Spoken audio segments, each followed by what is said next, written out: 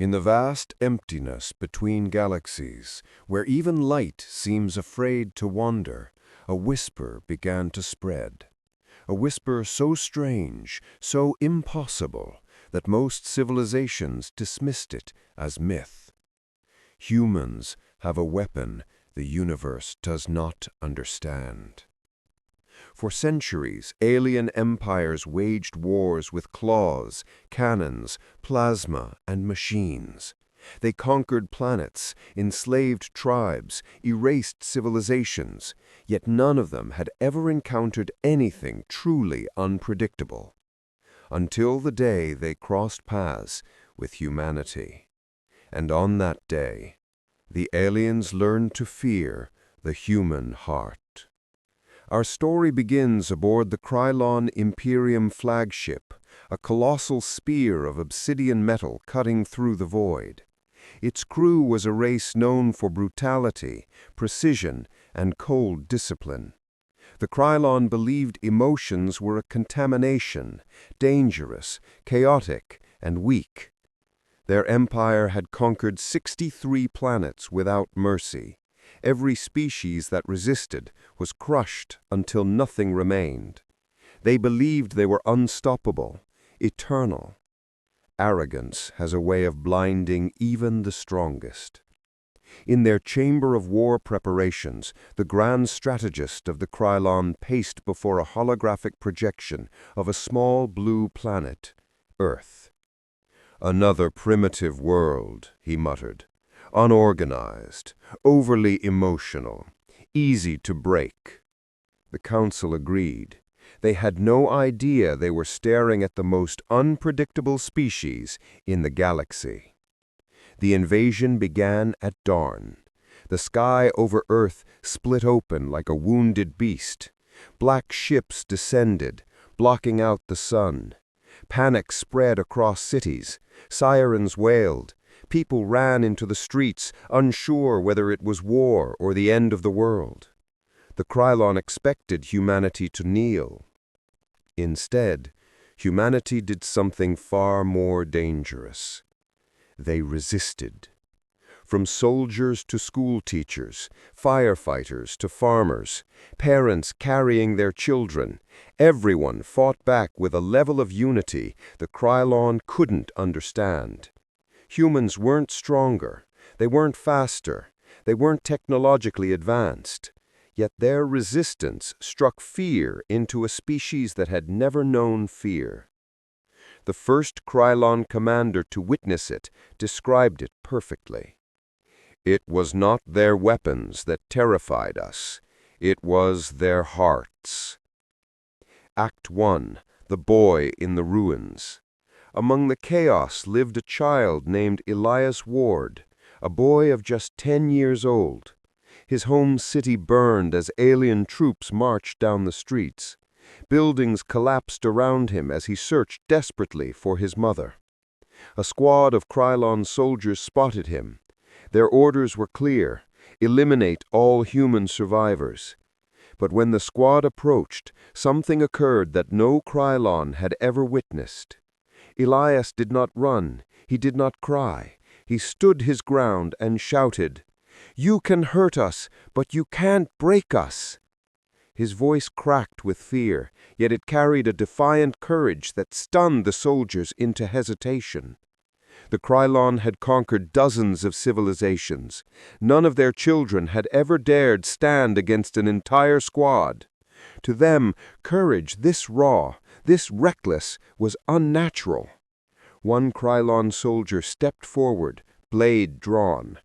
But before he could strike, a human soldier arrived, Elias's mother, Lieutenant Mara Ward of the Earth Defense Corps. She moved with fury, tackling the alien, firing, shielding her child with every breath in her lungs. Even wounded, she refused to fall. Elias clung to her. "Mom, please don't die." She smiled despite the blood on her lips. "Not today, baby. Not while you need me." The Krylon watched in disbelief. Humans protecting their weak with suicidal determination? Humans fighting even when defeat was guaranteed? It didn't make sense. The Krylon had strength, they had technology, they had numbers. But humans had something else, something fiercer than titanium armor. Love. Act 2.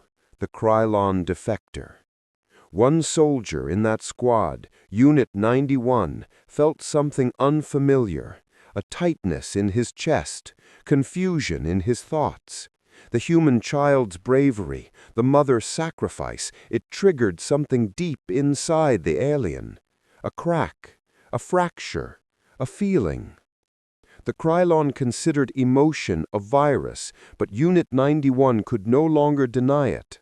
Everything he'd been taught about humans being weak, about empathy being useless, was collapsing. He made a choice no Krylon had made in centuries. He spared the humans.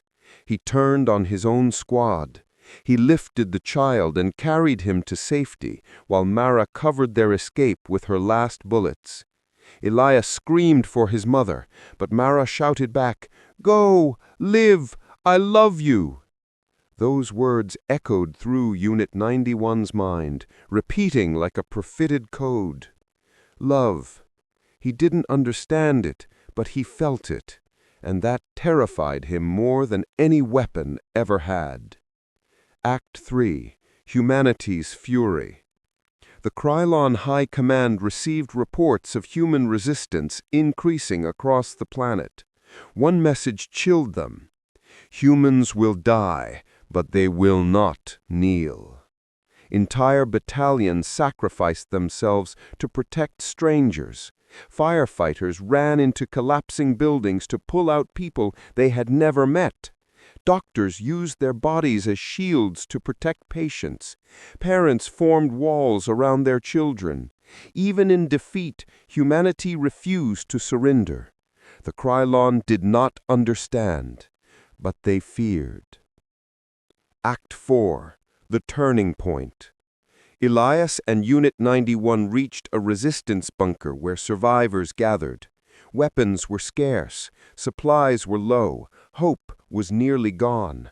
Then Elias stood on a crate and shouted to the crowd, "They think we're weak because we tear, but that's why we're strong. We protect each other. That's something they'll never understand." His voice echoed through the bunker.